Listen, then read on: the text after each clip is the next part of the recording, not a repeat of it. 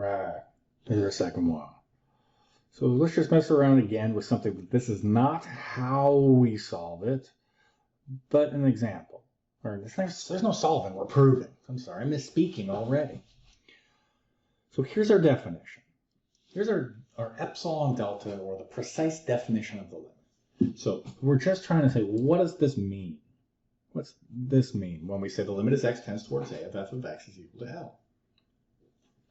And it's this long-winded thing that says for all epsilon greater than 0, there exists a delta greater than 0 such that if 0 is less than the absolute difference between x and a, which is less than delta, then the difference between the f of x and your limiting value is less than epsilon.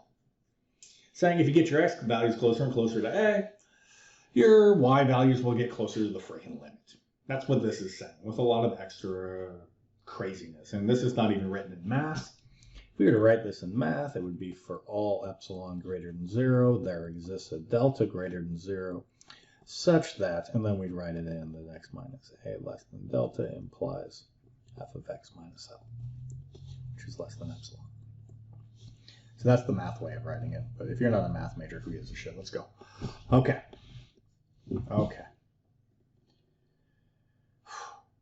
Before, let's look at a problem.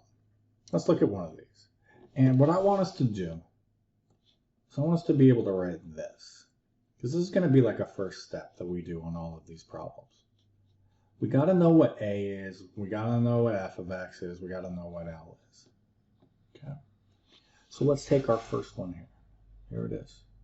And let's write this out. Because this is almost always going to be your first step to doing a problem. So we're going to say, for our problem, the limit as x tends towards 2 of 2 of x plus 1, we say is equal to 5. Now this is true. It's just a true statement. I'm not going to make them where they're not true when we prove these things. All right, 2 times 2 is 4, and 4 plus 1 is 5. Cool, works. But I want us to write this out, this step. So we're going to say that 0 is less than the difference between x and a. And the nice thing is, x and a, they hang out right next to each other down here. Okay. And look, if you just took the arrow off, x minus 2, and that's exactly what we're going to write in there. It's the difference between x and a. So x minus 2 is right. A is equal to 2 in our problem, which is less than delta. Then, I usually write an arrow and not then. We're going to say, all right, well, we need the absolute difference between f of x and L to be less than epsilon. Well, what's nice is our f of x is right up here, and right next to it is our L. It's like if you just took off the bottom of the equal sign, there it is. There's your f of x minus L, because they sit right next to each other. Okay, so we write it in. Really cool. So what do we got? Our f of x is 2x plus 1. And our L is equal to 5. Our f of x was equal to 2x plus 1. And our L was equal to 5. And this is just getting us used to, what the heck is the L? We're starting to slowly learn how to speak this language. Cool. Cool. So let's take this. And let's just move ourselves down here. Okay. Now let's look at our problem. We started on this. We got it set up, and this will be our first step when we solve these problems. But we're not quite there to solving the problems yet. We have this little example where here's the graph. Here's our f of x, right? Our y equals 2x plus 1. But that's the same thing as f of x, right? Why? That's code. We got my big girl pants on, know what I mean? I'm ready to go. Okay. So we want to see, if we let epsilon be 0.5, the difference between where the actual y value is and where we want it to be, we want it to be less than 0.5. Or we want it to be equal to 0.5. We want it within there. So maybe you're drilling a hole and you want it to be 5 millimeters wide.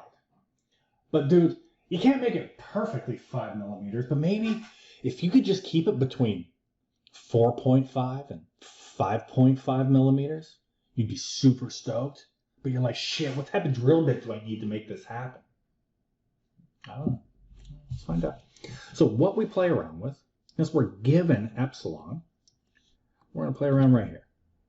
This is kind of a couple of the games you play right at the beginning of your online homework. Except you won't have to do any of this rigmarole, I don't think. So we always mess around with whatever has the epsilon. So we write 2x plus 1 minus 5. It's less than epsilon. But we're going to pop in that 0.5 for right now. And we're going to mess around. And our game is we're trying to figure out, well, what x values do we need to ensure that we keep this within 0.5? This is to ensure that we keep this between 4.5 and 5.5, right? Yeah, there we go. Okay, so let's mess around with what's inside. So we got the absolute value less than 0.5. We got 2x plus 1, that's 2x minus 4. Okay, cool. Let's factor. Let's factor that shit out. We're like, well, we could take a 2, and that would be x minus 2. And now the next piece is where you want to go, is you want to take that 2 the heck up out of it. Get the constant out. Let's get that constant out and see what's going to happen. If you get the constant out, 2 times x minus 2 is less than 0.5. I swear I've seen x minus 2 somewhere. No, whatever. I'm going to keep moving on. And I'm going to get the number away. We divide by 2. And we find out that the absolute value of x minus 2, or the absolute difference of x and a, is less than half of a half is a quarter. Holy moly, it looks like the absolute value of x minus 2 is less than 0.25. And you're like, so? What the hell do I care? I'm not sure why you should care, but look at that. This happens every time when we play these games when the limits work. If you just factor and pull those pieces, the constants out, you should end up right there at x minus 2. Oh, x minus a. It's less than delta. So what do you think maybe we should make delta equal? You know? What do you think maybe we should make delta equal? If we made these pictures match and we wanted to sub in for delta, I think maybe making delta equal, I think we found maybe delta equals 0.25. You know what I mean? Maybe that drill bit needs to be within 0.25 millimeters of 2 in order to drill in and make this shit happen, whatever's going on. So I'm going to pop this thing in. We're going to take a look. We're going to go just a little bit further and write it in like this.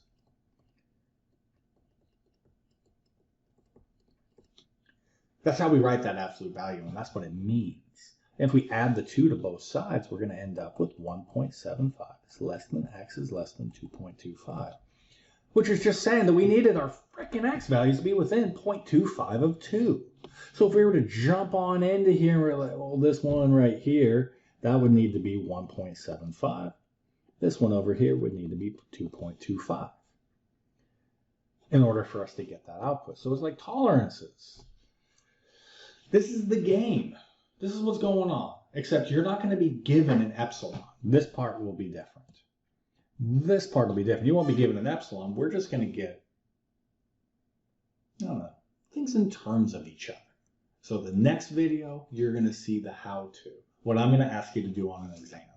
I'm going to give you a step 1, a step 2, and a step 3. You follow it as best you can. And if you're like me, you still don't understand a damn thing that's going on, but you still got 100% on that part on your test because you just follow the directions. So I ask you to fake it till you make it. If it's not making sense right now, awesome. Awesome. If it's not, just keep trudging along. And in the next video, I'm going to show you exactly what I expect you to do on your next test. All right. See you soon.